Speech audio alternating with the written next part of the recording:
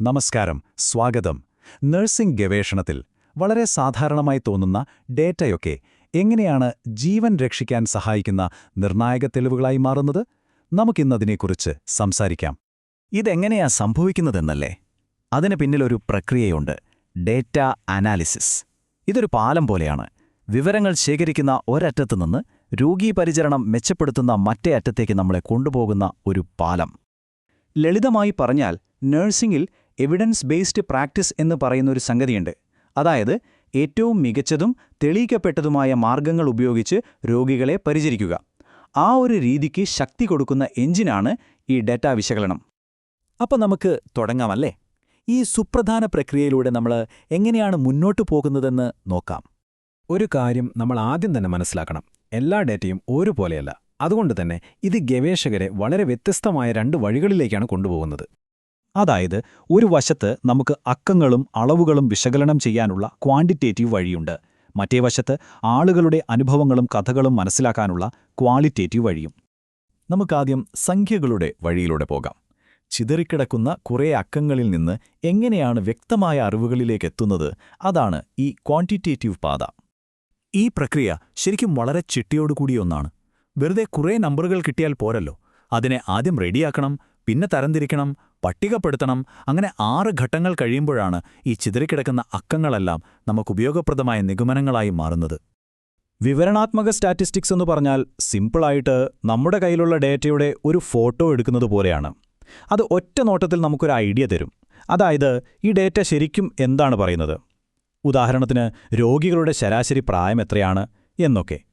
അപ്പോൾ ഇവിടെയാണ് ശരിക്കുമുള്ളൊരു മാജിക് നടക്കുന്നത്. ഇൻഫറൻഷ്യൽ സ്റ്റാറ്റിസ്റ്റിക്സ് ഉപയോഗിച്ച് കുറച്ചുപേരിൽ നിന്ന് മാത്രം കിട്ടിയ വിവരങ്ങൾ വെച്ച് ഒരു വലിയ ജനവിഭാഗത്തെക്കുറിച്ച് തന്നെ നമുക്ക് ചില കാര്യങ്ങൾ ഉറപ്പിച്ചു പറയാൻ പറ്റും. അതാണിതിൻ്റെ ഒരു പവർ. ഇതിന് സഹായിക്കുന്ന ഒരു പ്രധാനപ്പെട്ട ആശയമാണ് ഈ കാണുന്ന നോർമൽ ഡിസ്ട്രിബ്യൂഷൻ അല്ലെങ്കിൽ ബെൽ കർവ്. ഇതിന്റെ ഐഡിയ വളരെ സിമ്പിളാണ്. ഒരു വലിയ കൂട്ടം ഡേറ്റ എടുത്താൽ അതിലെ ഭൂരിഭാഗം കാര്യങ്ങളും അതിന്റെ ശരാശരിക്ക് അടുത്തായിരിക്കും വരുന്നത്. വളരെ കൂടുതലോ വളരെ കുറഞ്ഞതോ ആയ അളവുകൾ കുറവായിരിക്കും. ഒരു ക്ലാസ്സിലെ കുട്ടികളുടെ മാർക്ക് പോലെ മിക്കവർക്കും ശരാശരി മാർക്കായിരിക്കും, അല്ലേ? ഈയൊരു ഐഡിയയാണ് ഒരുപാട് സ്റ്റാറ്റിസ്റ്റിക്കൽ ടെസ്റ്റുകളുടെ ഒക്കെ അടിസ്ഥാനം. ഓക്കെ, അപ്പോൾ അക്കങ്ങളുടെ കാര്യം നമ്മൾ കണ്ടു. ഇനി നമുക്ക് മറ്റേ വഴിയിലേക്ക് പോകാം. കഥകളിലും അഭിമുഖങ്ങളിലും നിരീക്ഷണങ്ങളിലും ഒളിഞ്ഞിരിക്കുന്ന ആഴത്തിലുള്ള അർത്ഥങ്ങൾ ഗവേഷകർ എങ്ങനെയാണ് പുറത്തു കൊണ്ടുവരുന്നത്? നമുക്ക് നോക്കാം. ഈയൊരു യാത്ര അക്കങ്ങളുടെ വഴിയെയല്ല പോകുന്നത്. ഇതൊരു കണ്ടെത്തലിന്റെ തുടർച്ചയായ പ്രക്രിയയാണ്. ആദ്യം അഭിമുഖങ്ങളൊക്കെ കേട്ട് അതുപോലെ പകർത്തി എഴുതും. എന്നിട്ട് അത് വീണ്ടും വീണ്ടും വായിച്ചു മനസ്സിലാക്കും. അതിനുശേഷം ഓരോ വാക്കിനും അല്ലെങ്കിൽ വാചകത്തിനും ഒരു ലേബൽ കൊടുക്കും. ഒടുവിൽ ഒരേപോലുള്ള ലേബലുകളെല്ലാം ഒരുമിച്ചു കൂട്ടി വലിയ ആശയങ്ങളാക്കി മാറ്റും. അതിനെയാണ് നമ്മൾ തീമുകളെന്ന് പറയുന്നത്. ഈ വഴിയിൽ ഏറ്റവും കൂടുതലായി ഉപയോഗിക്കുന്ന ഒരു രീതിയാണ് ഈ തീമാറ്റിക് അനാലിസിസ്. ഇതിന്റെ പ്രധാന ലക്ഷ്യം എന്താണെന്ന് വെച്ചാൽ, ആളുകൾ പറയുന്ന കാര്യങ്ങളിൽ നിന്ന്, അതായത് അവരുടെ അനുഭവ വിവരണങ്ങളിൽ നിന്ന് ആവർത്തിച്ചു വരുന്ന പ്രധാനപ്പെട്ട ആശയങ്ങളെ അല്ലെങ്കിൽ പാറ്റേണുകളെ കണ്ടെത്തുക എന്നതാണ്.